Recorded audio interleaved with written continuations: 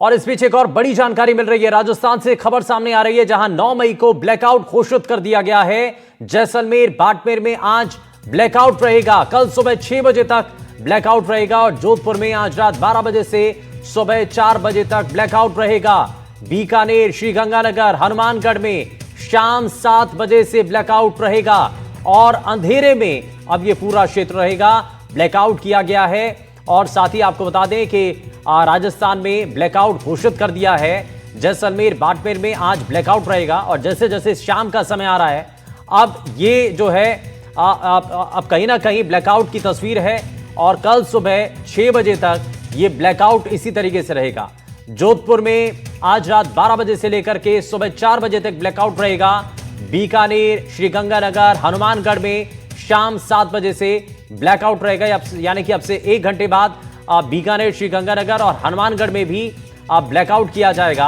वहीं आपको यह भी बताएं कि जोधपुर में आज रात 12 बजे से लेकर के सुबह 4 बजे तक ब्लैकआउट रहेगा। वहीं जैसलमेर, बाड़मेर, इन इलाकों के अंदर जो है ब्लैकआउट कर दिया गया है और अब जो तस्वीरें हैं वो भी सामने आने लगी हैं। आप देखिए, पहले से ही एडवाइजरी दी गई थी।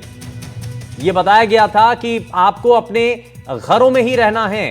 5 बजे तक बाजार बंद हो जाएंगे और 6 बजे तक ब्लैकआउट कर दिया जाएगा, यानी कि 6 बजे तक आप अपने घरों में रहें।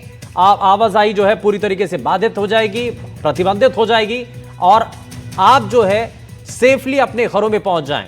लाइट बंद कर दीजिए। अगर आपके घर में किसी भी तरीके से लाइट भी जल रही है तो आप अपने खिड़की दरवाजे पूरी तरीके से बंद कर लीजिए और इस ब्लैकआउट में अपना साथ भारतीय सेना को दें। जैसलमेर बाड़मेर में ब्लैकआउट और उसके लिए जो अब जानकारी है वो ये भी है कि कल सुबह 6 बजे तक ये ब्लैकआउट रहेगा और पैनिक सिचुएशन ना बने, इसके लिए पहले से ही ये जिला स्तर पर प्रशासन ने निर्देश दे दिए थे।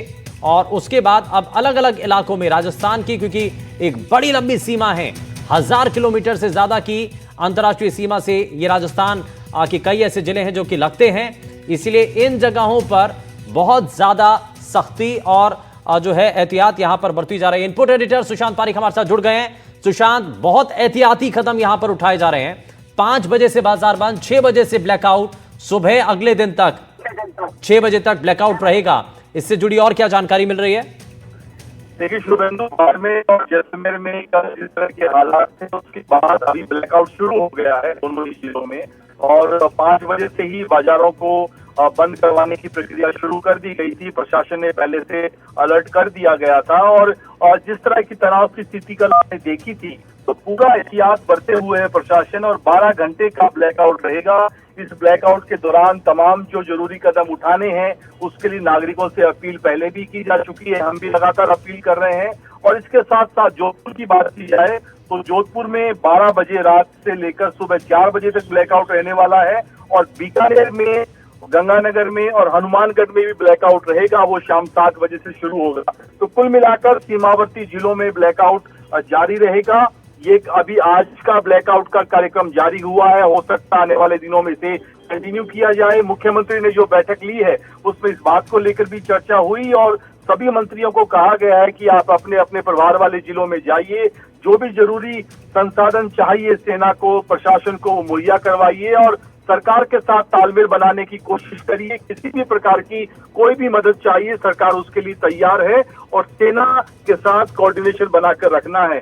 तो कुल मिलाकर शुभेंदु, स्थिति अभी नियंत्रण में है, सीमा पर फिलहाल शांति है, लेकिन चूंकि एहतियातन कदम उठाने हैं वो जरूरी कदम उठाए जा रहे हैं और बहुत एहतियाती कदम उठाए जा रहे हैं। और पहले से ही, क्योंकि लोगों को बताया गया है कि भाई ब्लैकआउट है और इसके लिए पहले से ही निर्देशित कर दिया गया था ताकि लोगों में पैनिक ना हो। और क्या, क्योंकि जैसा आप बता भी रहे हैं सुशांत कि अलग अलग बाजारों में जाकर के वहां पर दुकानों को बंद भी कराया गया है, तो बताया भी गया है कि भाई अब ब्लैकआउट होने जा रहा है तो इसलिए बाजारों को पहले से बंद करना है।